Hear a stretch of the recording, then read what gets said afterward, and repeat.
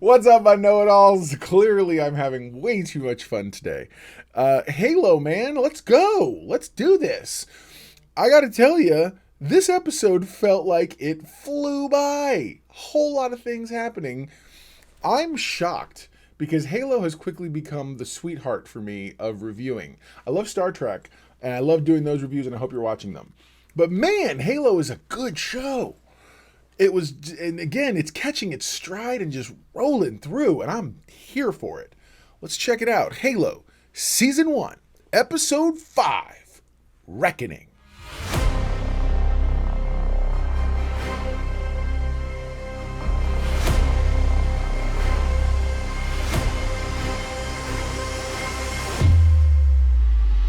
Yeah, man, I can't believe how much this episode or this show is really just it's been the sweetheart for me. It's been the Cinderella story of this this sort of season of new things at the moment.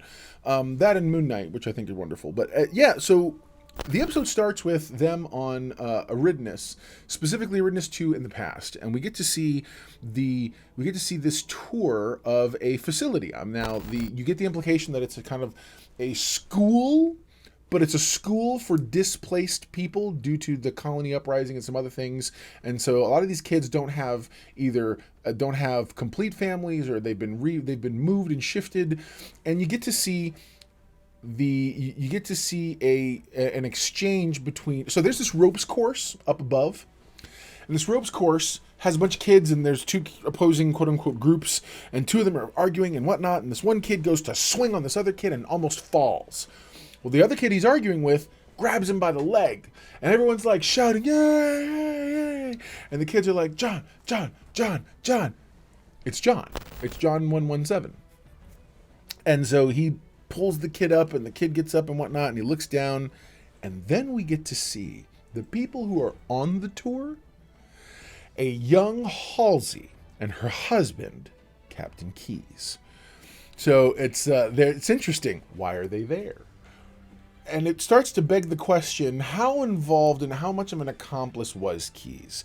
Did he actually know what was going on? Now, I hope we do get more backstory as the series progresses, because I would legitimately love to know. I'd love to know if there's more to that whole situation. Like, did he know? Did he find out and then get upset? But I tend to want to believe that she did, in fact, have a mentality or a thought process that said that she was going to be doing something nefarious. I think she's been planning the Spartan program, Cortana, the whole bit, for a long, long time. And at that point, set her genius to sort of setting up. Well, I mean, she has the makings of not only a narcissist, but a sociopath. And so I feel like that's, trust me, I know. Then we cut to back to the present, and you get to see on a Pelican, Dr. Keyes, as well as the Spartans have all arrived. The entire place has been converted into a real quick, hey, we're going to engineering set up and the whole bit. They're setting up all kinds of stuff. And you get the Kai 125 steps up, and she's like, hey, we've been ordered to join Master Chief down on the ground. And she is, so unless you need us for anything else. And she's like, no, and they wish each other good luck. It's a moment. It's totally a moment, and I was down for it.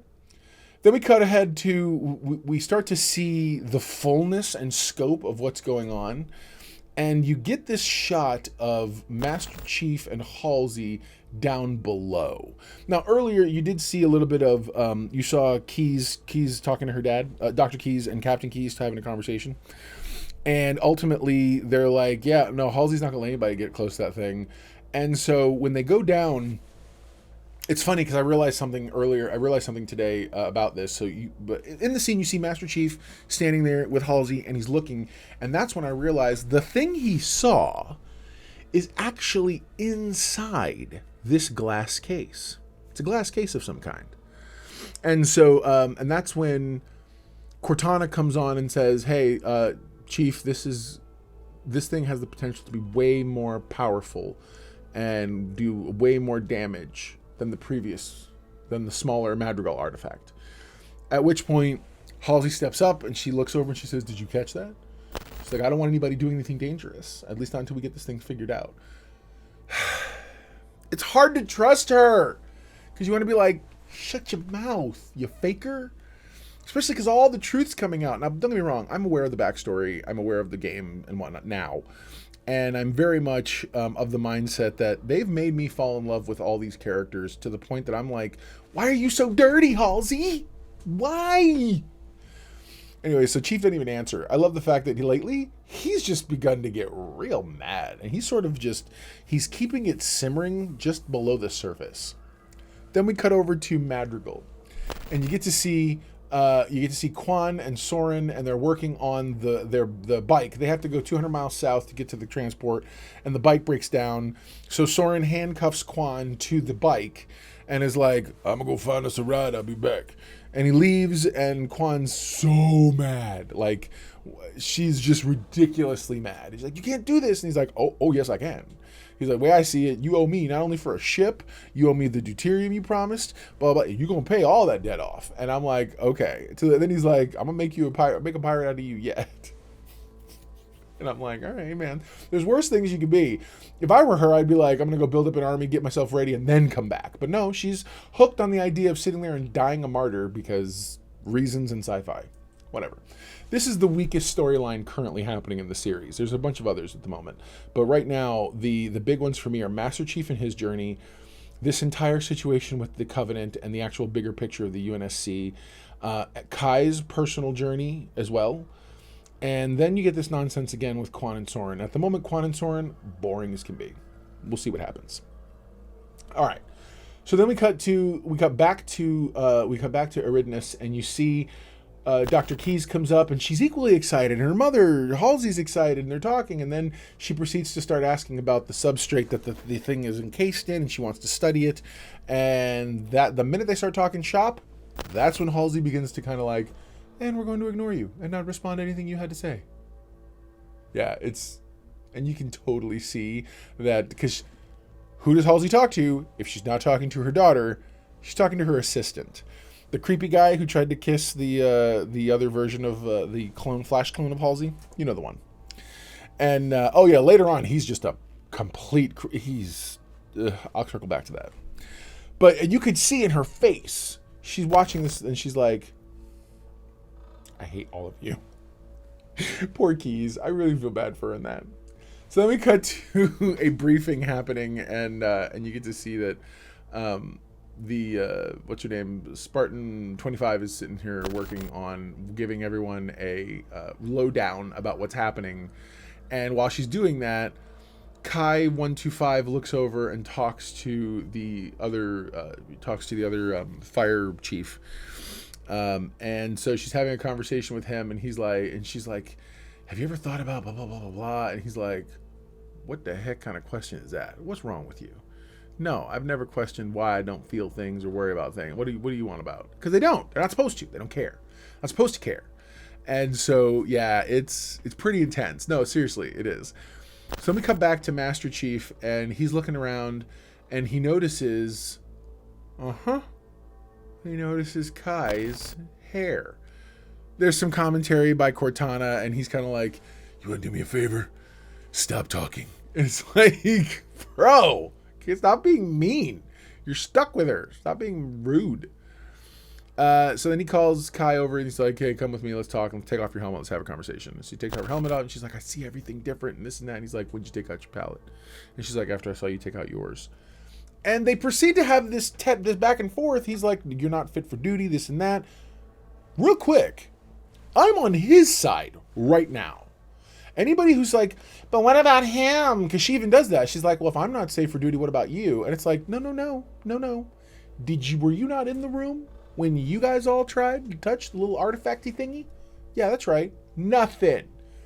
Master Chief sets the thing off, and he needs to understand more because emotions are connected to memories, and it helps him. There's a reasoning behind all of this, and she's being foolish, which, by the way, she would know and recognize or wouldn't care about if she left her palette in. So it goes back... Paladin. Ha, sorry. ADHD. And so she proceeds to get. She follows the order though. He's like, I don't care. Go back to Dr. Key's ship. You stay there until I tell you otherwise. Until we get back to Reach. We got to get to Reach so you can get checked out. And he wants, because again, he's the only one that's allowed to be petty. Shut up, I can live on both sides of this fence. Anyway, so then we cut to Madrigal, and you specifically the old mining town that they were in at the very, very beginning of the series. The 23rd Libre system, whatever. And that's when the Blessed One is beneath Makee. The first time we get to see her in 2 episodes. Makee and the other on the Covenant are searching, and they're looking for any connection.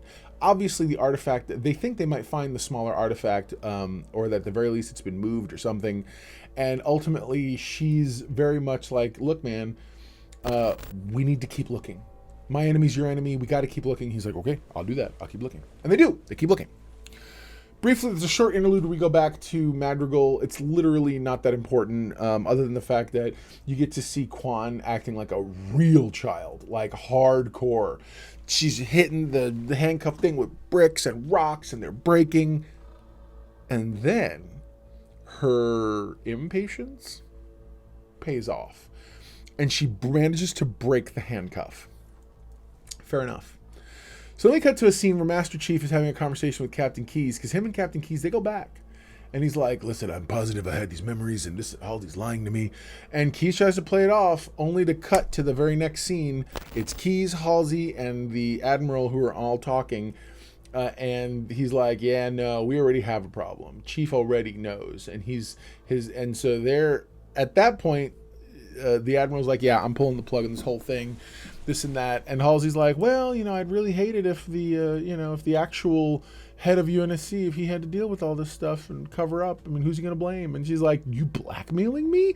And I wanted to look at the screen and be like, the fact that you even have to have that tone of voice, is she not Dr. Halsey?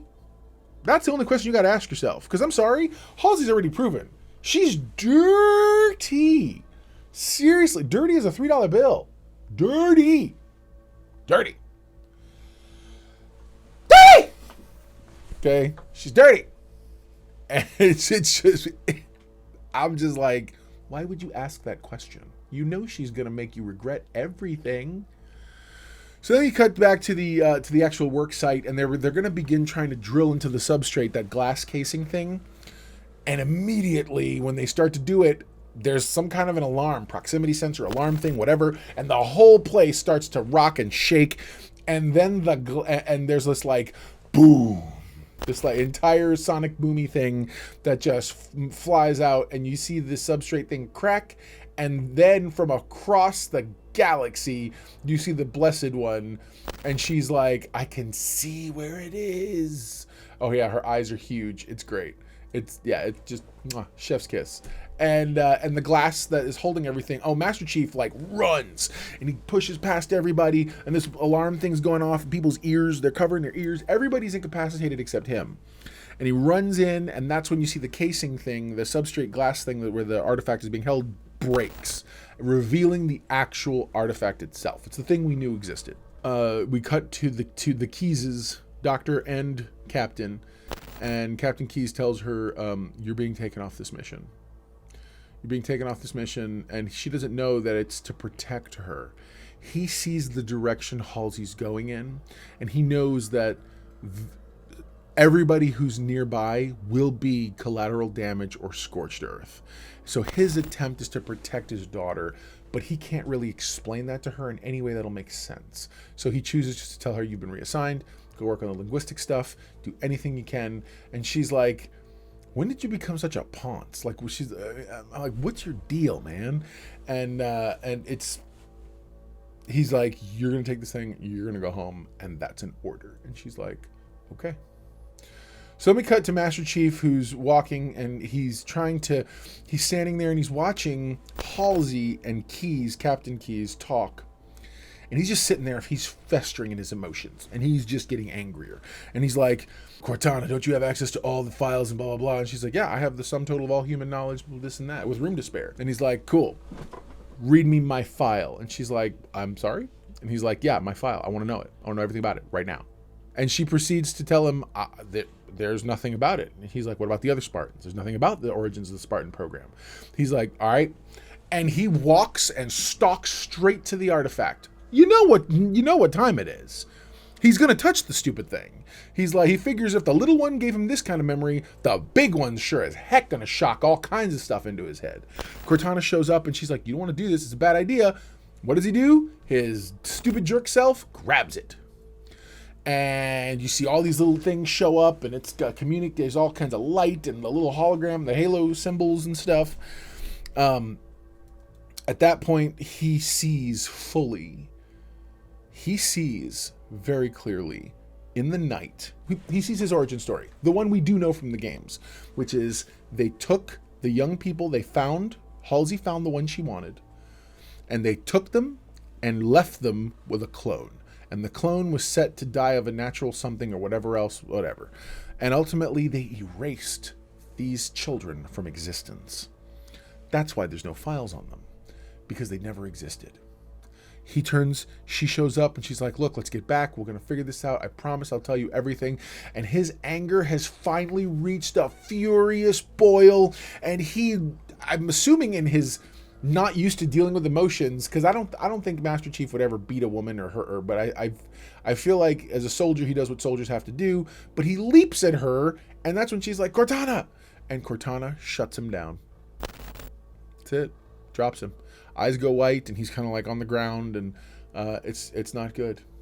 So let me cut to Madrigal again, and you see Soren. He shows up in what looks like some sort of a doom buggy that he appropriated, and he's looking around and he sees where the bike was, and then ultimately out of the sand, covered using something she had her thing, pops out Kwan, and she still has that shock stick thing that she picked up from the encounter with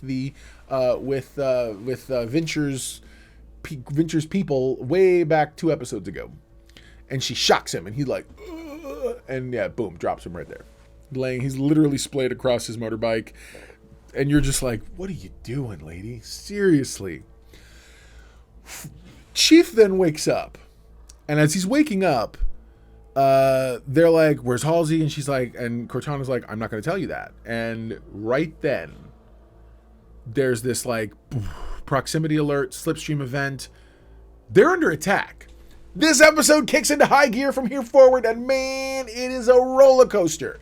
And this is straight up out of the game. They're dropping dudes, and there's things happening, and starships falling out of the sky, and it's so the ship that was supposed to take everything away that's the first thing that the Covenant took out when they showed up. And so it's crashing, and it's horrific. So then everyone's running, and they're gonna go get the artifact, and Chief's like, yeah, Kai shows up, and because originally she's in the ship, and what's her face, Dr. Keyes is like, you got to get out of here. And she's like, all right, well, I was supposed to stay here. He's like, no, you have go join the fight. And she's like, okay. That's all she needs. All they need is orders from a superior officer, and they go. So she goes, and that's when Chief is like, get on the ridge, cover us with the Marines. He's like, okay. And this is the first time you see both Kai 125 and John 117, Master Chief. You see them since they removed their pallet in combat situations, and they are not disappointing.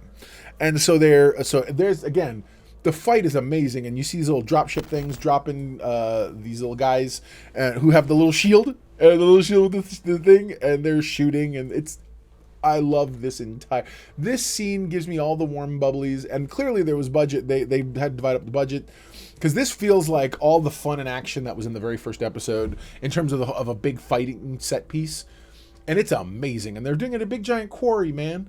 And so literally Keyes is using an air repeller gun, and there's explosions and a whole big fight happening, and all of a sudden we get this close up of Kai. Kai's mind is overloading. She's not used to this much input, this much emotional stuff, and you get to see this scan, and it's like and it says scanning human female concussion. She sees someone hurt, and she's looking around, and her HUD is telling her all kinds of information. So she sees this girl getting upset or getting killed, and she's seeing everything, and begins and says the heart thing, and she eventually collapses. She's being shot, and you see her Mjolnir armor taking the shots, and ultimately she falls over, and and Chief sees it. So everyone's like, don't do it, don't you dare, this and that, and Chief jumps in this Fast and the Furious 9 looking leap, and he just leaps and he literally lands, and he's a one-man wrecking machine. He is wrecking all kinds of shop. He's like, bam, bam, picking up weapons, bam, bam, shooting other people, bam, bam, knocking other guys, punching other people, flipping people around, using the shield against other folks. It's just the best kind of chaos possible. And then you see, then the Warthog, where the thing is, gets hit and attacked, and everyone explodes and gets thrown, and the artifact is thrown. So the artifact goes flying. And when it goes flying, you see another smaller ship get dropped out of the Covenant ship and start heading down, and Chief's booking it. He's running hard as can be, and you see this energy beam, and this dude vroom, shows up. It's a brute. You get to see this big brute, and he looks amazing. And he's kind of like... And yeah, man, there's a fight, and they're fighting, dude. It's I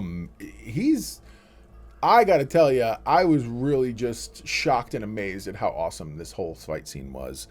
Ultimately, they lose the artifact, and you're stuck with this scenario where what are they gonna do at this point? So just then, the ship, before it goes into slipstream, shoots something down. It's one of those little drop guys that was dropping off the soldiers. And it drops off Makee. Chief walks up, and he's got a gun in his hand, and she looks up, and she's like, help me. Roll credits. Bro. I'm exhausted. It was a good episode. I think I need a cigarette. I'm totally kidding. I don't smoke. Still, I was just like, wow, man. It's so intense. Anyway, so there you go. Now you know. And if knowing is half the battle, you're halfway to being a know-it-all yourself. Know-it-all index for this episode. Bro. You know what? I'm going to do it. I was hoping Star Trek would be the first one to get it, but I'm going to do it. This is a 10 out of 10 for me. I can't think of a single thing other than maybe the Kwan stuff that I could do without.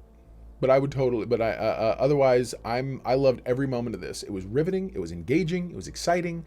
10 out of 10. 10 out of 10. Let's go. I'm ready. I want to see you next week, man. Thank you guys again for keeping me on this. But yeah, man, comment below. Let me know what you thought. I'd love to hear and engage with your conversation about how the series is going for you. I know that Mama Know-It-All, my mother, she calls me up. She's been started. So because I do these reviews, she started watching the show, and now she literally. So last week I hadn't even put my review out yet, and she texts me and she's like, "I think Halsey's dirty. I think Halsey totally kidnapped him and did this thing." I'm like, right on. Okay. So yeah, man, it's good. It's getting good. I can't wait to talk more about it next week. So yeah, stick around, you guys. I can't wait. We'll talk again. Never forget, everyone, especially my mom, loves a know-it-all.